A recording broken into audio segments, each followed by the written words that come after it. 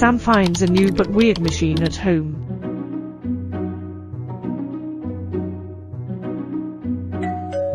Sam's father comes and says the Creality 3D printer is a present for his children's day. Sam is thinking, wow. Sam starts searching information and learning how to use the 3D printers.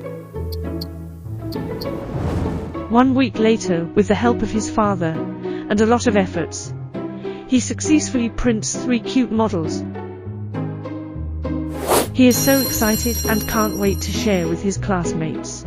His classmates are all surprised by the printed models.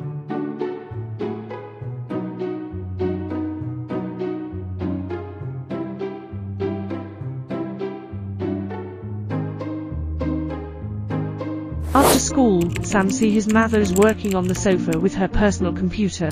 Her arms are sore. Then Sam gets an idea to print a computer holder for his mother.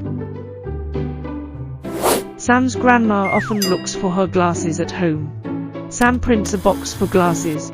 Sam's grandma says, "My glasses has its home now. Thank you, grandson."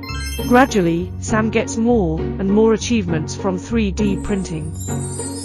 Sam is awarded Outstanding Young Creator. Sam becomes a real creator when he grows up.